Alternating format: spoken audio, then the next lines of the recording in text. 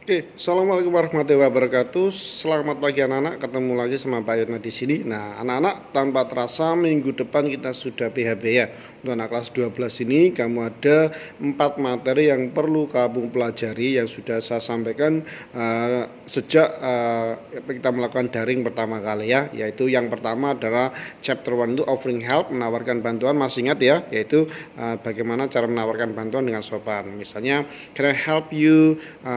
Would you like me to help you? Can I give you a hand? Dan sebagainya. Itu kita review saja. Itu kita tentang mempelajari tentang offering help, yaitu menawarkan bantuan. And then the second is about application letter. Ingat, application letter yang perlu kalian pelajari adalah struktur kalimatnya. Contohnya misalnya di awal itu menggunakan apa? Misalnya ada apa? Kontak kamu ya, nama kamu, kemudian juga tanggal pembuatannya, kemudian salutation, kemudian opening paragraph itu juga kamu pelajari. Contohnya apa? Misalnya I'm writing to, misalnya apply bla bla bla, itu termasuk bagian apa? Apakah itu masuk bagian apa? Opening atau bagian salutation dan sebagainya. Juga nanti ada closing ya.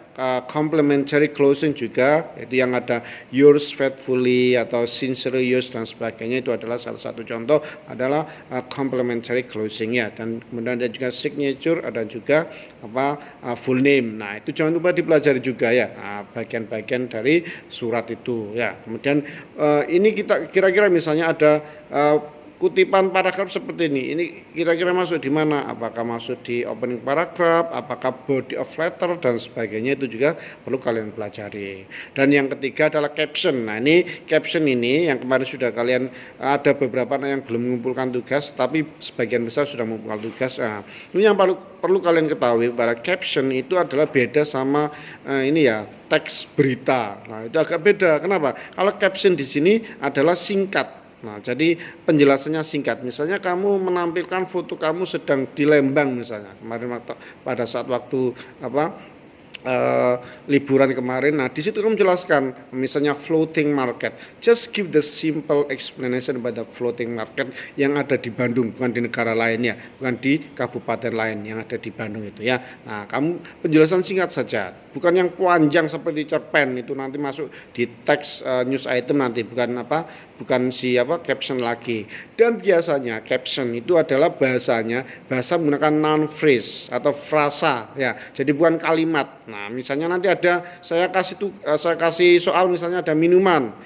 Nah, kamu lihat, nah kira-kira yang termasuk frasa yang mana? Ingat, frasa itu adalah kalimat kumpulan kata-kata menjadi kalimat, bukan kumpulan kata-kata yang digabung menjadi satu, tapi bukan menjadi suatu kalimat, tapi hanya frasa atau anak kalimat lagi lah kalau dalam bahasa Indonesia ya. Nah, misalnya yang beautiful lady misalnya, itu masuk frasa ya, itu bukan kalimat.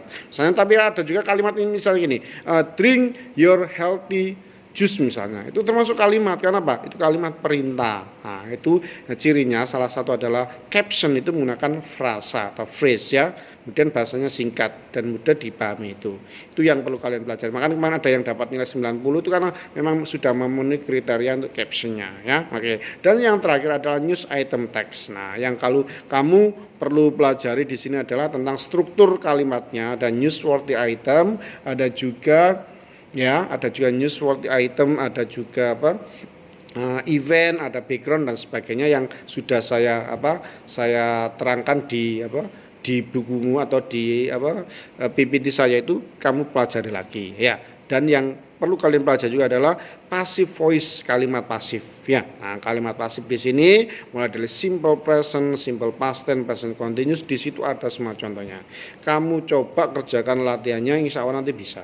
Passive voice itu adalah kalimat pasif, sama dengan bahasa Indonesia. Misalnya saya makan ikan ya. Nah, saya makan ikan. Kalau ini kalimat pasifnya, ikan dimakan oleh saya. Tetapi in English we have to follow the rule, of course related to the grammar and structure ya. Nah, oke, jadi yang kalian pelajari ada 4 ya.